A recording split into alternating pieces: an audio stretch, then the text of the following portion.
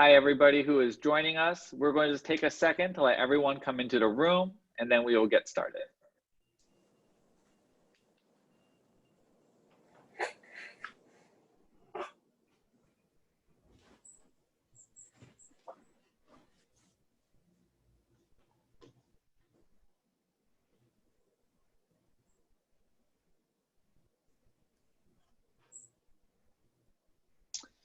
Thank you, everybody, for joining us. To kick off our presentation today, I'm going to introduce our moderator, former SFAR president and current broker, Kevin Birmingham.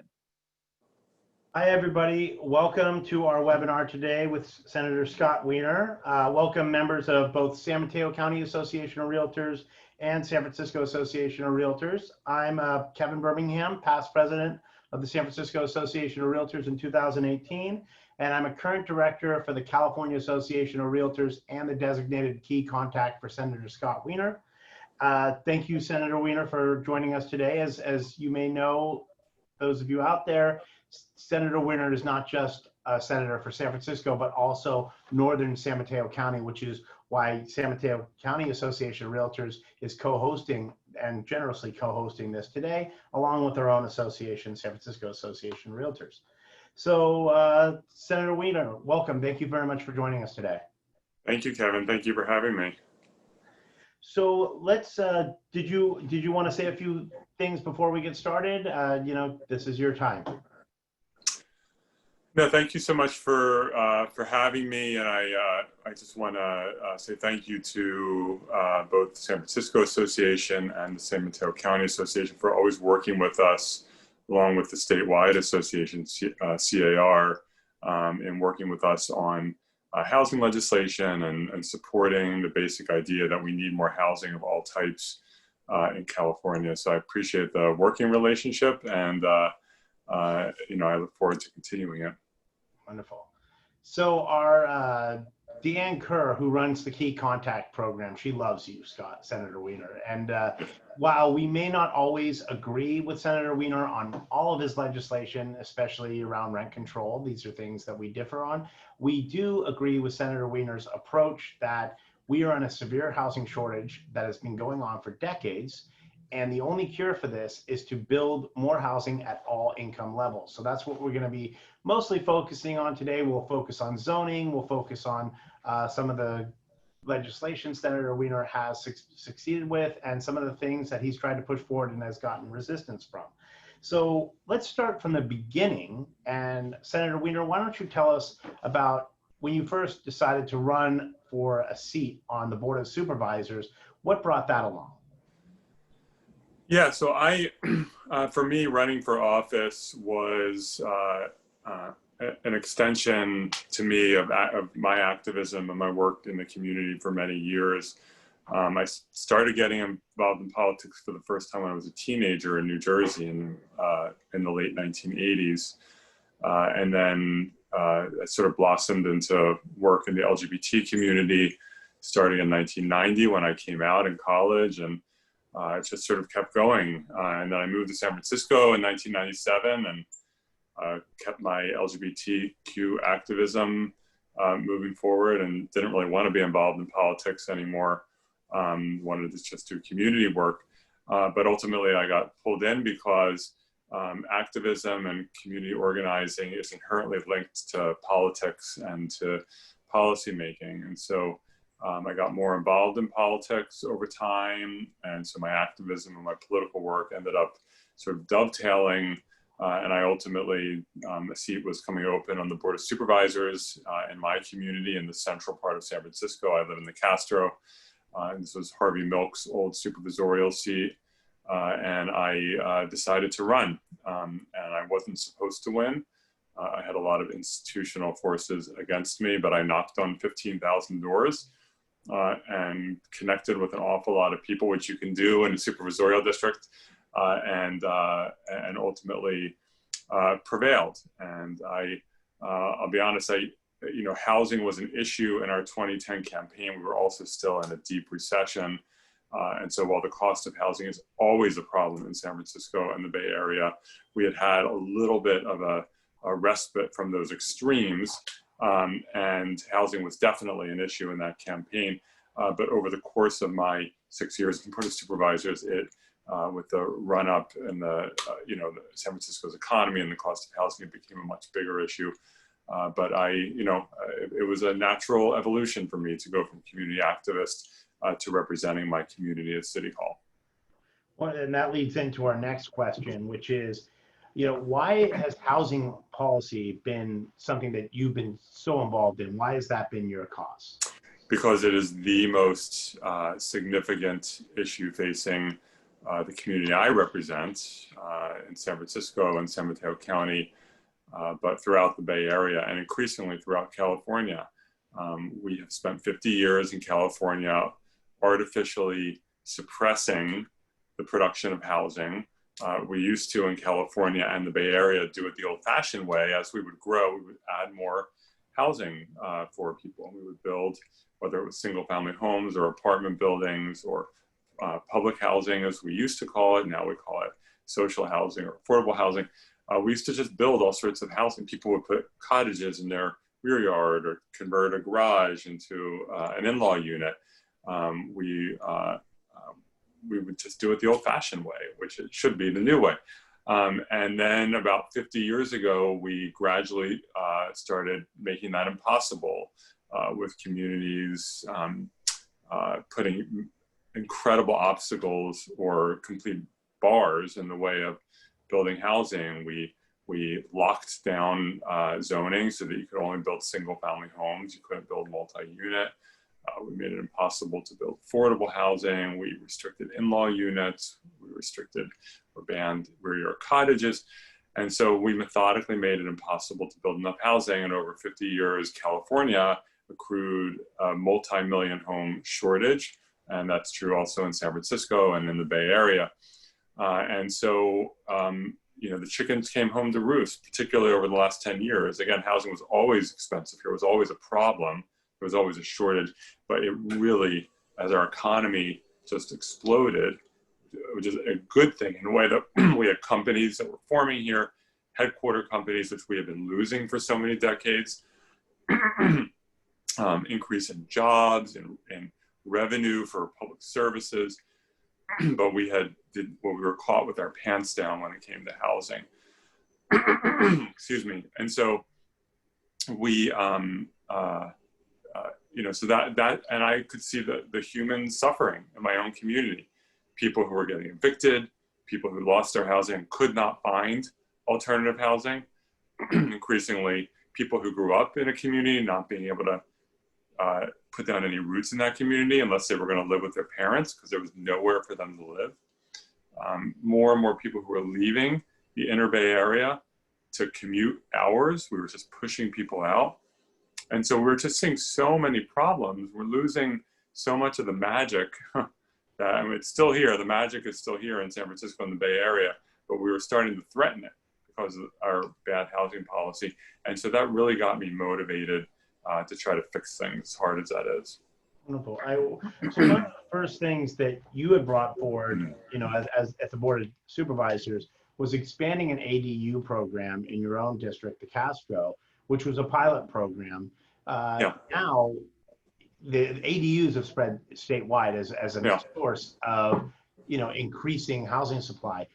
So tell us a little bit how that got started with you, and did you expect this to go statewide? Yeah, so I'm known in some ways for my work on zoning reform because of SB 50 and other bills, but that was my dipping my toe in the water in terms of whatever that was, 2014, I think, or thereabouts, 2013. In San Francisco, even though there was a state law going back 40 years saying the cities had to allow accessory dwelling units, ADUs or in-law units or granny flats, whatever you want to call them, that law was ignored. San Francisco had tens of thousands of illegal in-law units, and it was impossible to add a new in-law unit. It was just illegal under the zoning. And so I started, looking at that, and David Chu was pursuing legislation to allow a path to legalization for existing in-laws in San Francisco. But I started talking to people to say, hey, maybe we should allow people to add new in-law units. At least let's try a pilot program in the Castro we actually, I had all the neighborhood associations in the Castro area put out I don't know if it was a Survey Monkey, an online survey, asking people what they thought about that. And I think the perception was always that everyone was against having in-law units. And I sort of had a sense that that might not be true, but we did an online survey put out by the neighborhood association. So it was probably going to be a more restricted or more, it was not the entire, the broad electorate. It's probably going to be the people who are maybe going to be the most, you would think would be the most skeptical of adding new housing. And it came back with like 75% support. And so I introduced legislation and we passed it to allow new in-law units in the Castro as a pilot. But then people liked it so much, I quickly did a follow-up ordinance to expand it to my entire supervisorial district, hoping that other supervisors would follow suit. And then I was able to pass legislation. We were, either mandating or urging people to do seismic retrofits of their building. We did a soft story mandate and then some voluntary programs. And so we said, hey, while we're at it with apartment buildings that are being upgraded, why don't we allow them to put even more than one ADU in? While they're already hiring a contractor and an architect and going through a permitting process, but let's say while they're at it, you can add more, and it'll also be a way of counterbalancing that cost. You can have some new apartments you can rent, and so we passed that citywide, and that actually ended up being a very successful program, very popular. And then ultimately, after I left the Board of Supervisors, there was legislation just to take the new in-law unit approach citywide. And then we put some more teeth into the state law. And now it has really taken off in a lot of parts of the state, including areas that have traditionally been resistant. Yeah. One of the other things that you tackled early on was that there's always been this coalition in San Francisco with tenants, single-family housing, keeping the preservation of certain neighborhoods, not changing the zoning. This alliance that made getting a project through the planning department very, very difficult. And one of the things that you pushed forward was to take away some of the exemptions for any project that would be 100% affordable.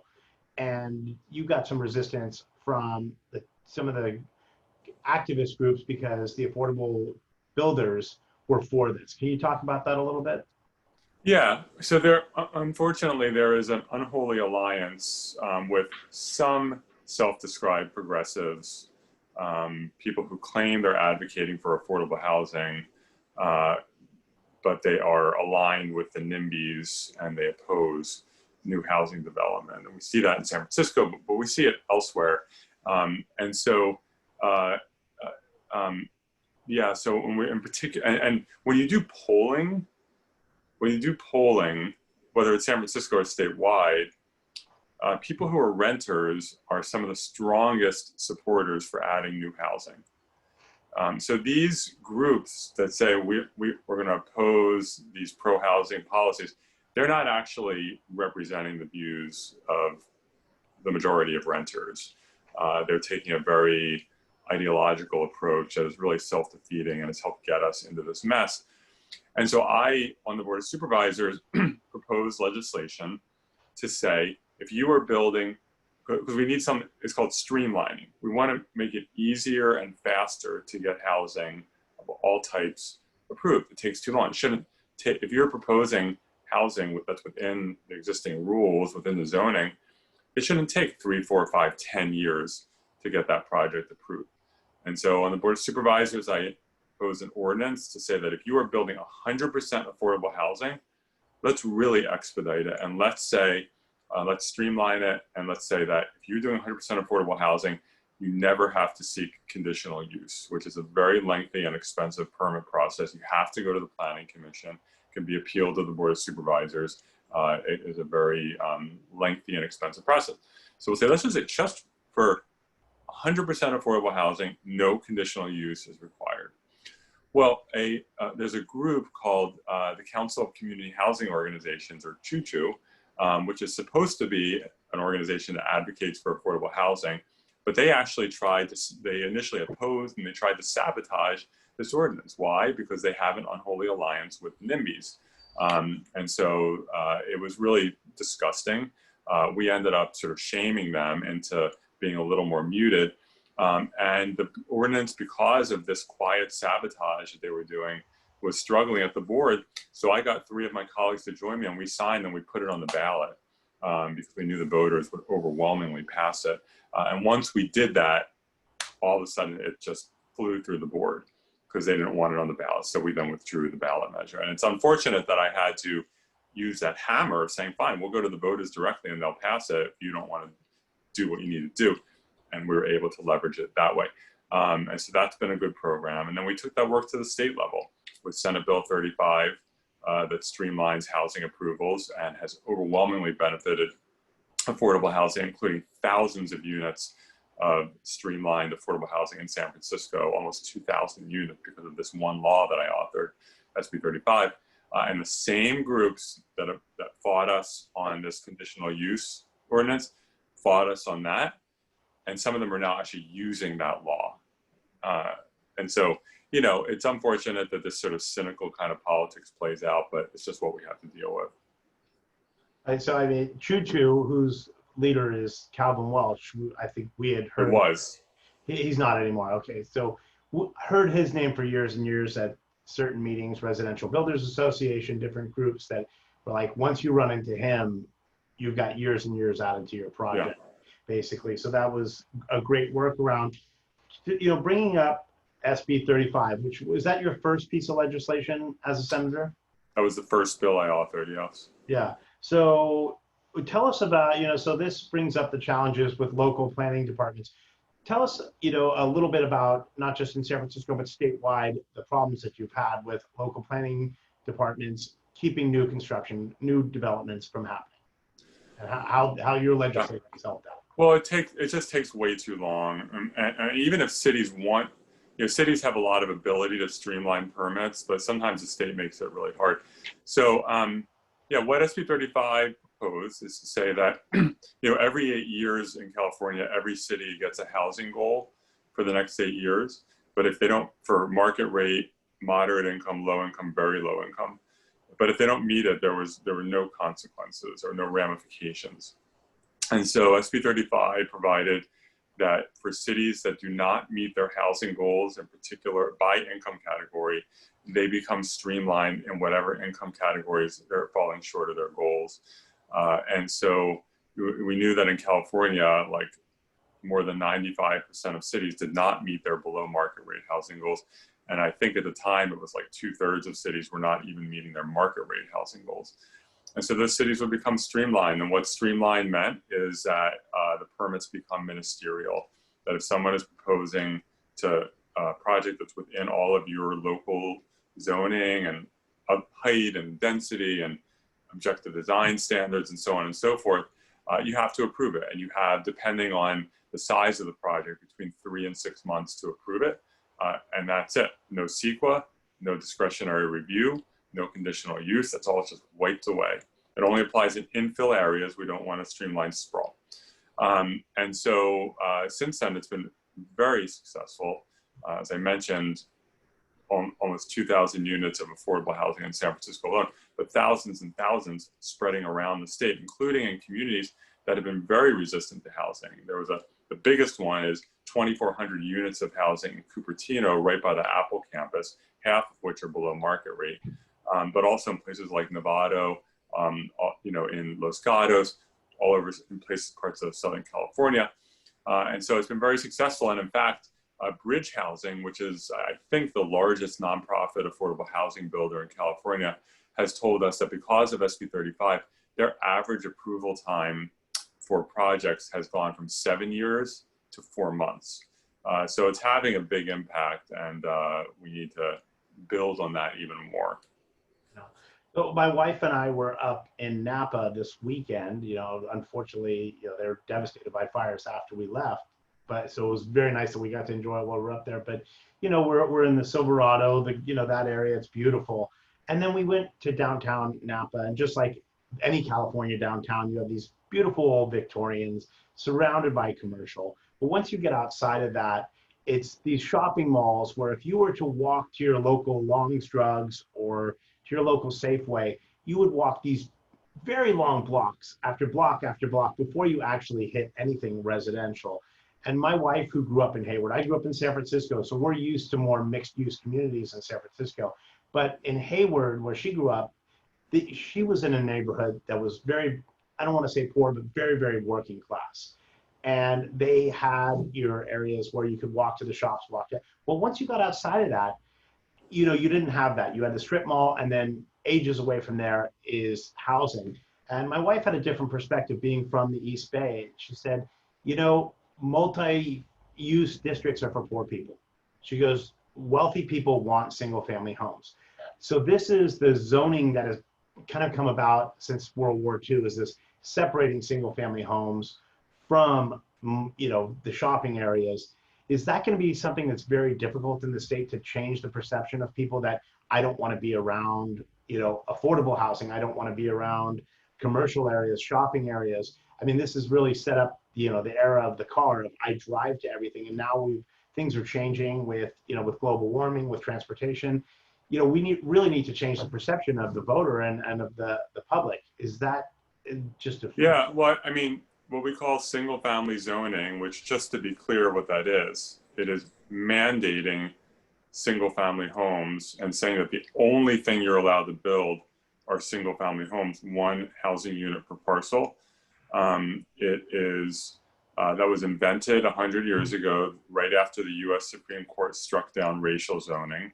Single family home zoning, which is a ban on multi-unit, was created in order to keep Black people and low-income people out of neighborhoods, because it's basically saying if you can't afford a single family home, maybe on a minimum lot size, then you're not allowed to live here. And as late as the 50s and 60s in the Bay Area, I think even in San Mateo County, single family zoned areas were being promoted as a way that you could stay away from Black people. And that is still the effect today. There was a new study, which there have been others as well, out of Berkeley a month or so ago, that single family zoning in the Bay Area is perpetuating racial segregation. And when you have, in California, almost 80% of residentially zoned land is zoned only for single family homes. In like San Jose, it's like 80+%. In San Francisco, it's almost half. And then when you add in 2-unit zoning in San Francisco, it's like 60% or something. It's very, not only is it not equitable, because we know how much single family homes cost, and it determines who can live in a neighborhood, and racially, income, and not just like poor people, but even like middle-class people who are just being kept out because they can't afford a single family home. And then on top of it, it is, from a climate perspective, it is highly destructive to say that in job centers and your transit in places like the Inner Bay Area, you can only build 1 unit per parcel. What does that mean? It means that you are making a decision that you're going to have sprawl. Because if you're not building enough housing by zoning for it, in terms of more density in the Inner Bay Area, where are you building it? I mean, people could just live in their cars. And so single family home zoning leads to people living in their cars. We see that explosion of homelessness. So single family home zoning leads to people living in their cars.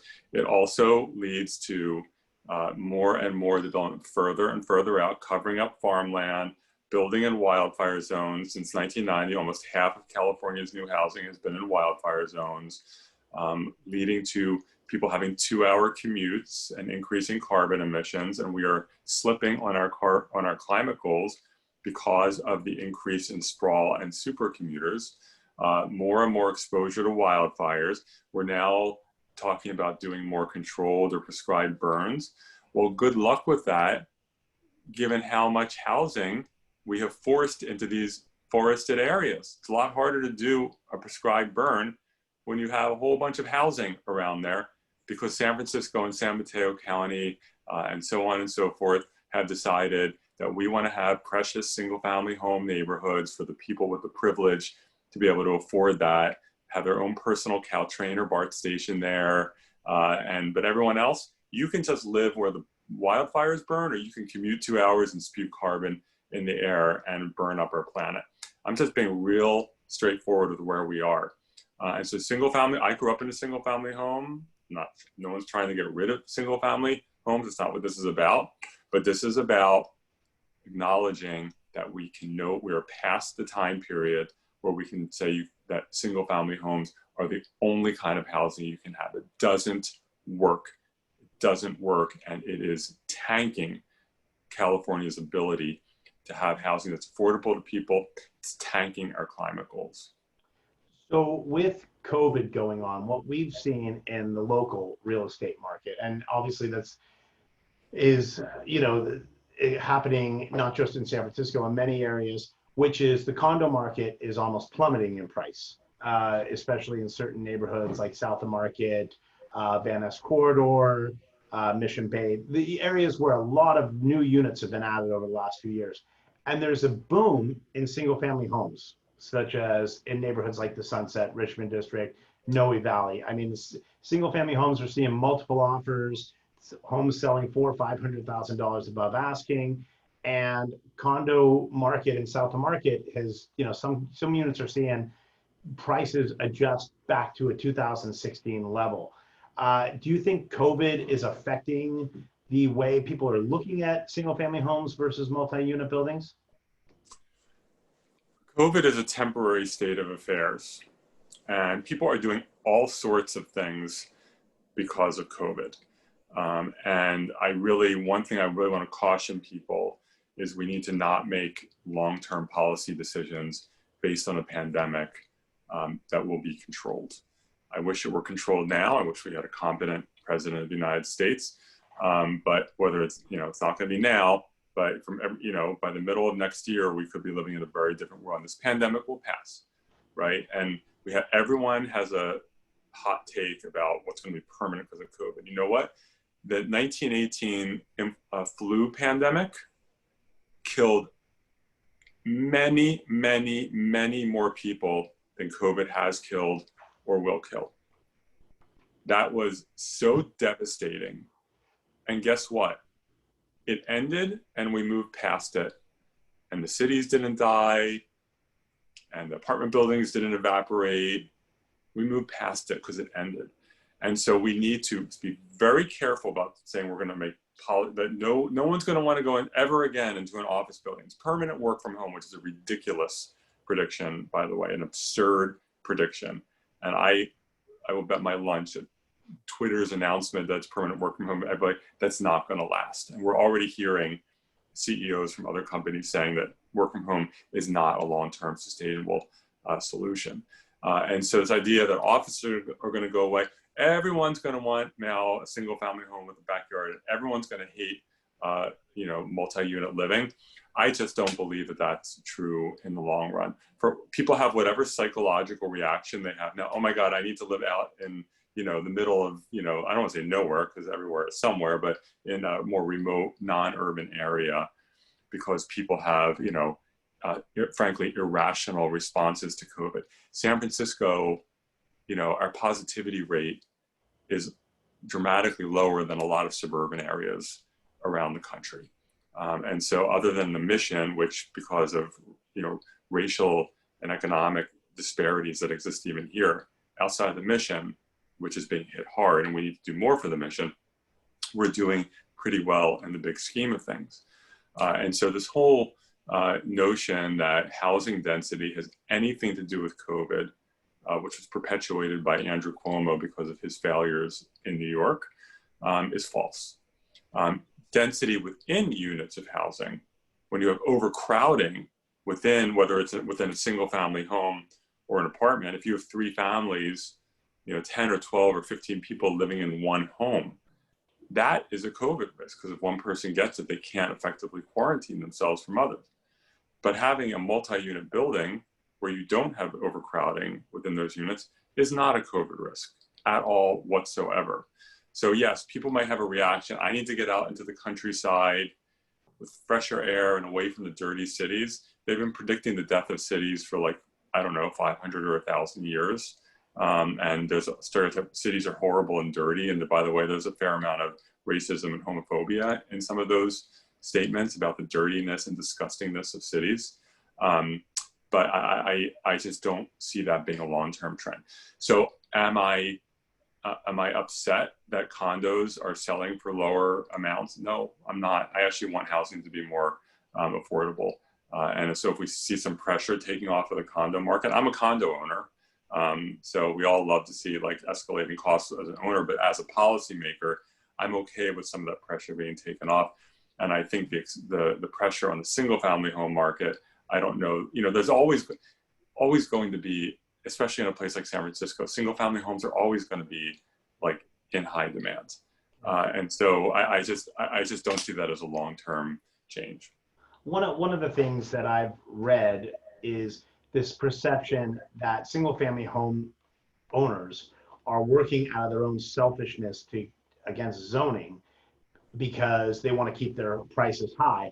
And I grew up in the Sunset District where, most of the people I grew up with, they now live in Petaluma, Novato, these far out places, because really the idea of affording a home in San Francisco, and this is when a house in the Sunset was 800 grand, was just completely out of reach. And now they're up to $1.5 million. What I've seen is people that, may own multiple apartment buildings, a really nice single family home near West Portal, and they sit there and they say, this is a shame. My kids are never going to be able to afford to live in the city because it's too expensive, because there's only so much you can help people. Do you feel that this is a myth that is perpetuated by some people, to keep this exclusionary zoning by saying that it's single family homes are being kept propped up, in prices, to benefit the single family home owners?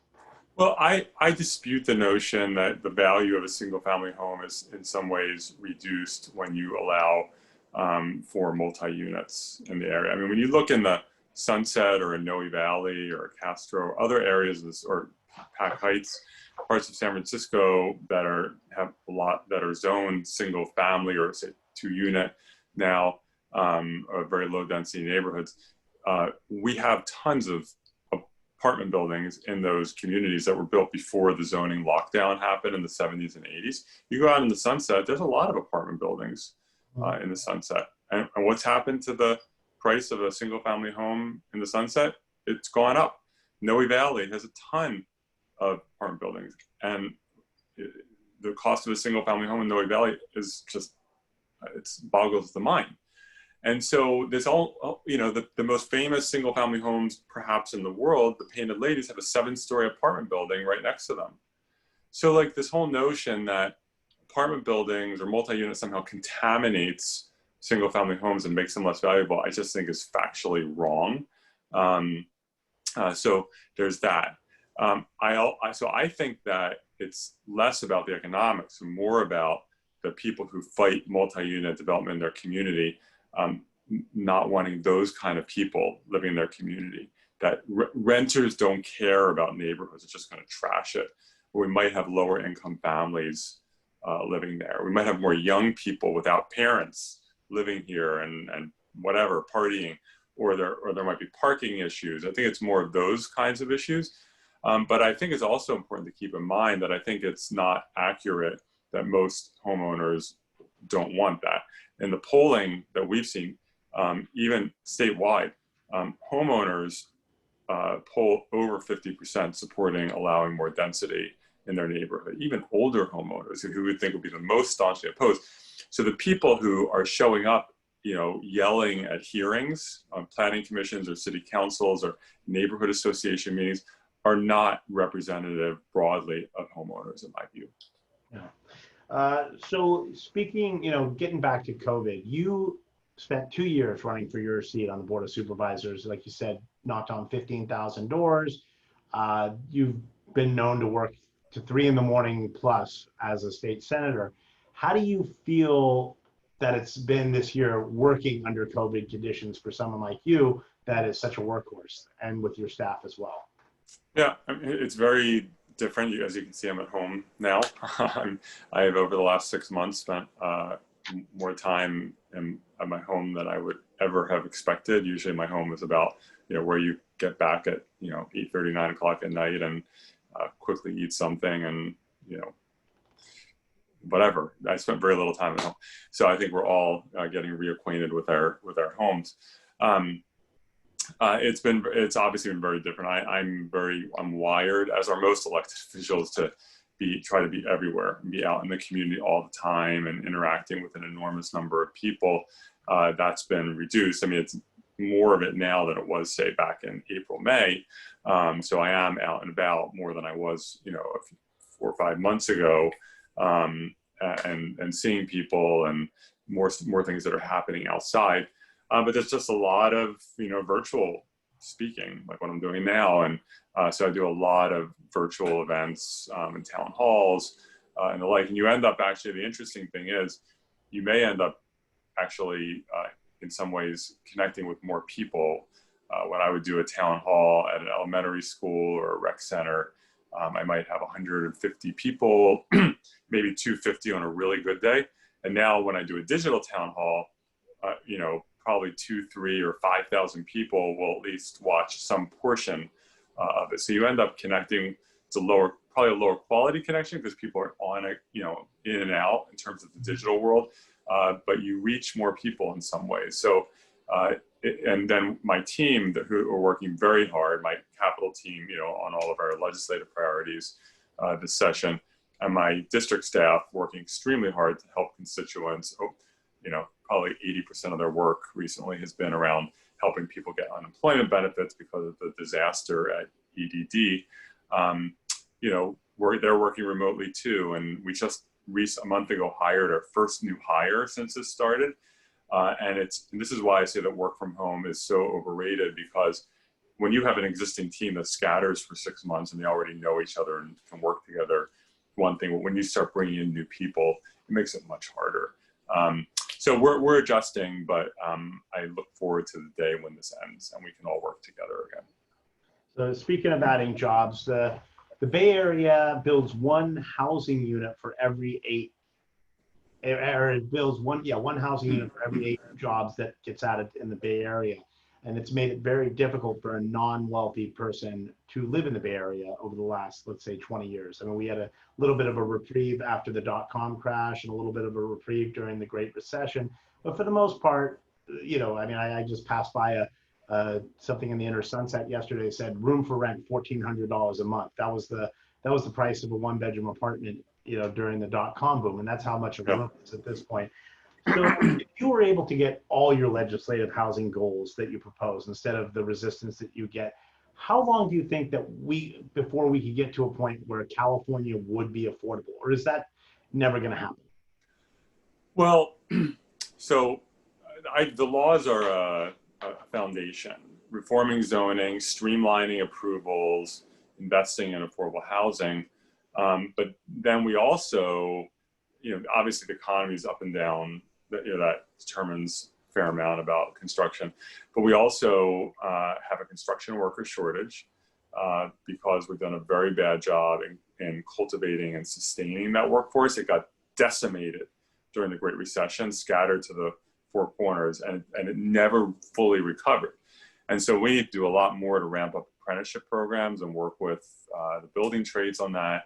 And make sure that during downturns, we keep those construction workers employed by upping our investment in subsidized affordable housing and shifting that workforce over. So I think if we are able to have all the good laws in place, the laws that we really want in place, and also really work hard on the construction workforce, I think, you see short-term benefits. I think pro-housing policies, and we've seen this in cities that have really built a lot of housing, within 3-4 years, you really see significant pressure taken off rents. To structurally fix the problem, it's going to take longer. I mean, if we really worked at it and did all the things we need to do, I think within 3, 4, 5 years, you'll see some real improvement. To see the dramatic change that we need, I think you're looking at more like 10 or 15 years. And I hate to say that as an elected official, we want to have our work show, profound benefits immediately, but that's not real. And anyone who tells you they can fix it overnight is not being honest or doesn't know what they're talking about. It took us 50 years to dig into this hole. It's not going to take us 50 years to dig out, but it will take us time. Yeah. I mean, if you look, like my community, the Irish community was heavily in the Mission District before World War II and into the 1950s. And what drew them out was this lure from Henry Dolger, who built Westlake, and other builders in the Sunset, was get out of your flat in the Mission, get out of your flat in the Mission, come to the Sunset, come to the Richmond, come to Westlake, come to these areas and get your own single family house, a little piece of the American dream and paradise. And what at the same time it was, get away from the new groups of immigrants that are coming in, do you feel that this exclusionary zoning causes inequality and can breed these kind of feelings about other groups coming in?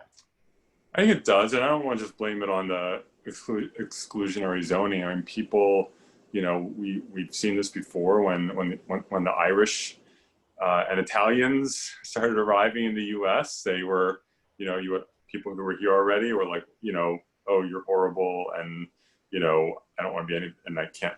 You're ruining the country, and so new waves of immigration, the new immigrants are viewed, often negatively, and so when we had a significant migration of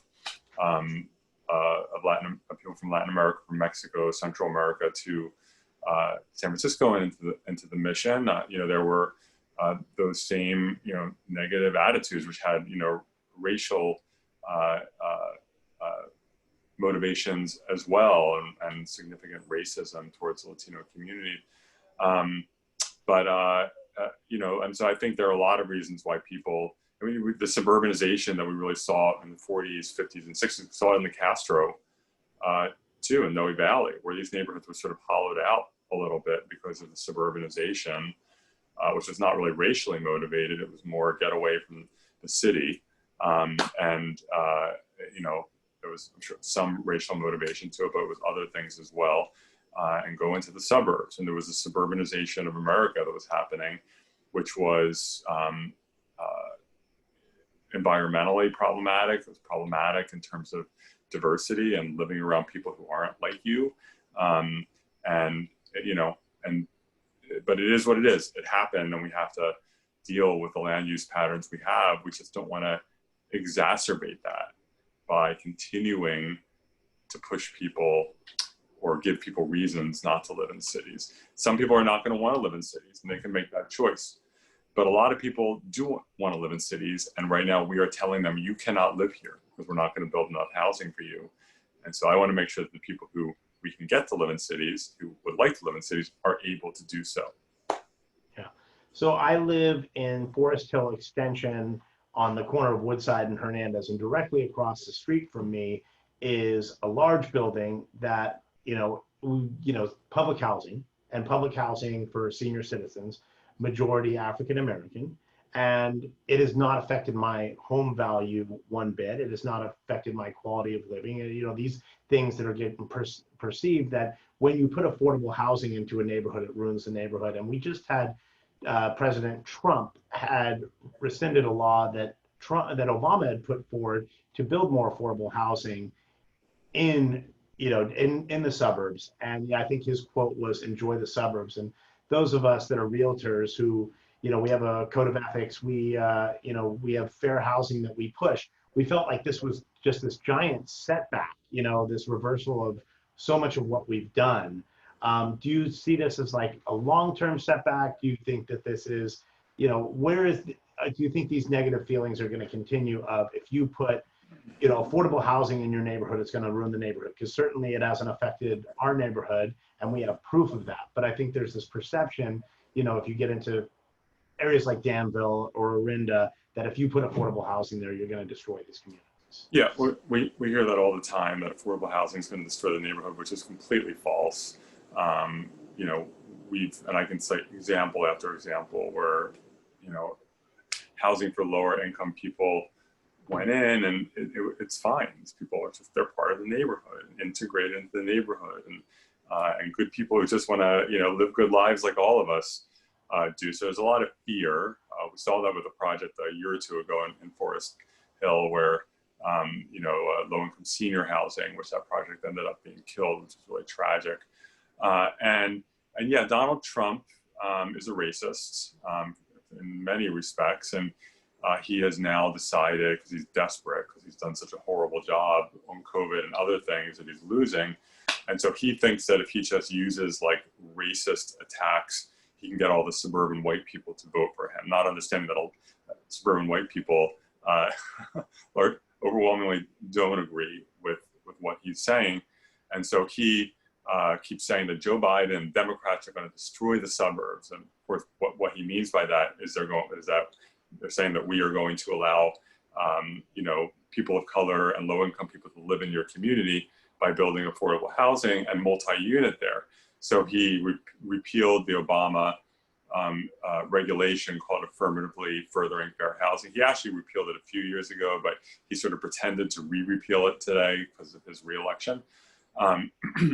And he, it's all about tweeting about the quote unquote suburban housewives, also known as women, but I guess he doesn't like to use that word. He has to use the word from 50 years ago.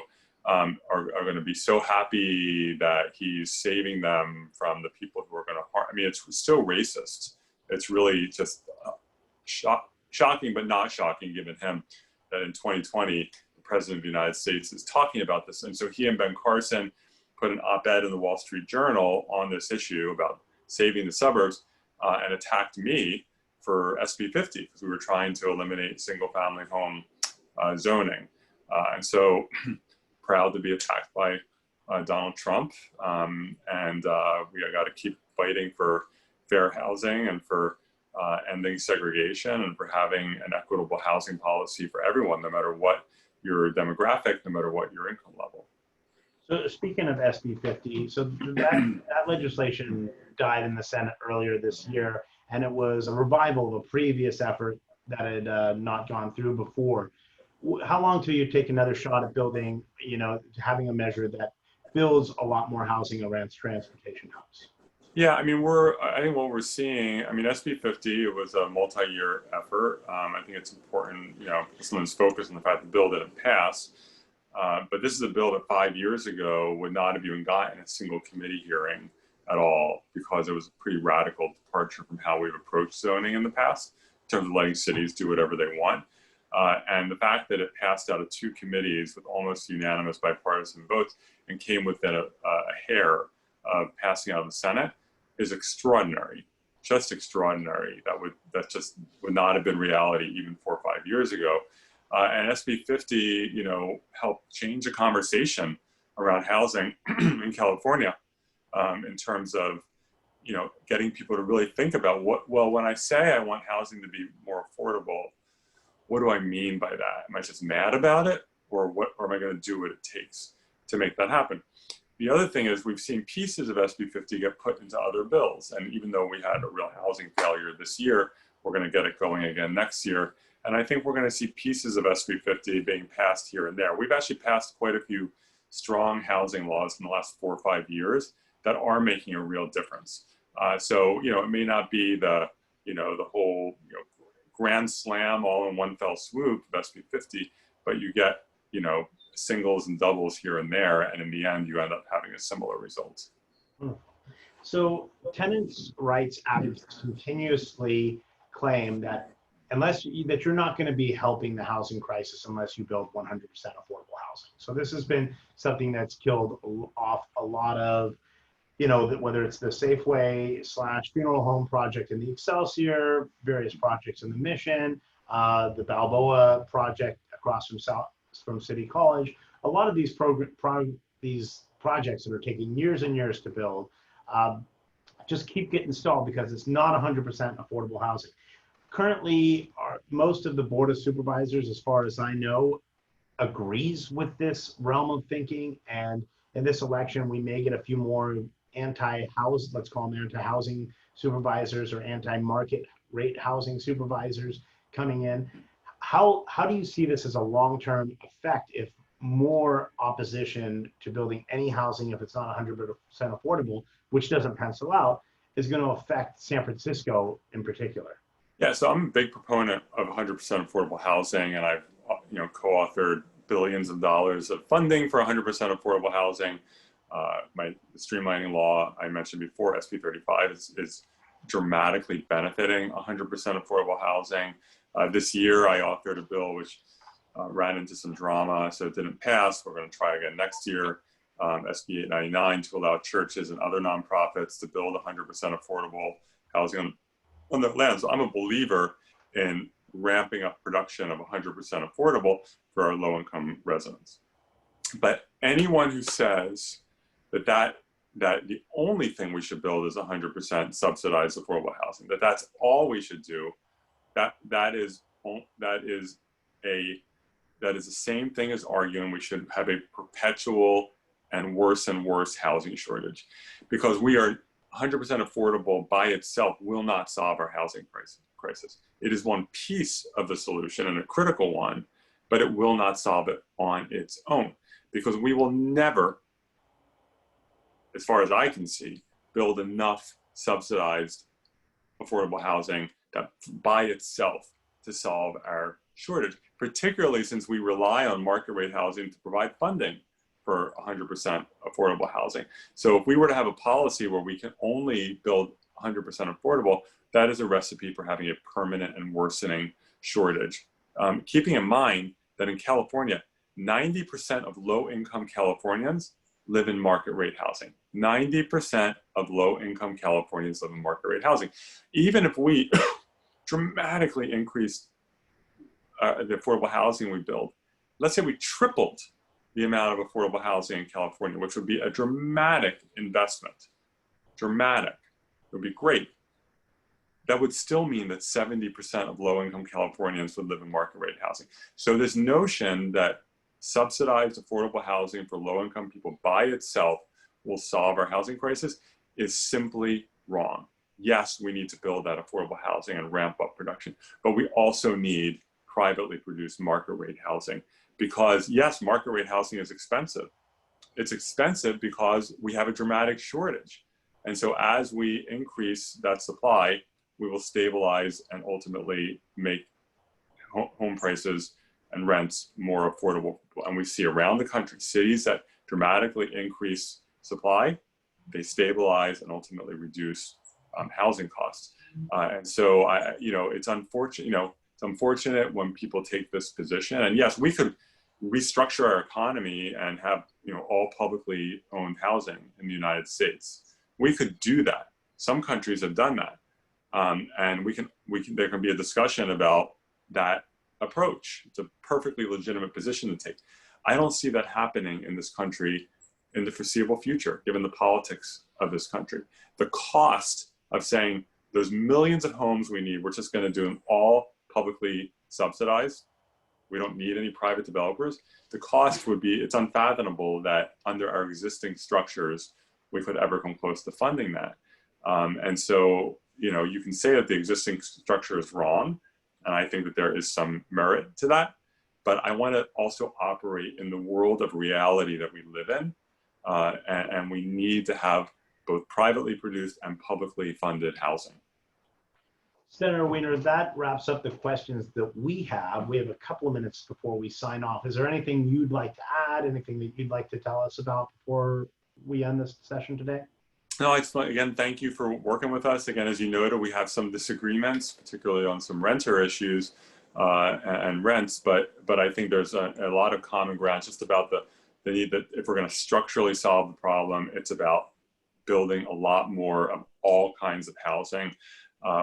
We've assembled over the last few years, because of SB 35 and then SB 50, a wonderful diverse coalition of groups that don't always work together: labor and builders, realtors, and also environmental groups and affordable housing groups and senior and organizations and student organizations. It's really an inspiring, diverse coalition, but it's a coalition that fundamentally understands that we don't have enough housing and we need more. So I look forward to continuing to build and grow that coalition. Wonderful. Well, thank you once again, Senator Wiener. Thank you once again to your staff. Well, thank you to the San Francisco and to the San Mateo County Association of Realtors, and to our parent body, the California Association of Realtors, that has been very supportive of Senator Wiener's efforts and is really talked about him as one of our best housing advocates we have in the state. So thank you once again, and thank you everyone for joining us today. Thank you, everyone. Appreciate it.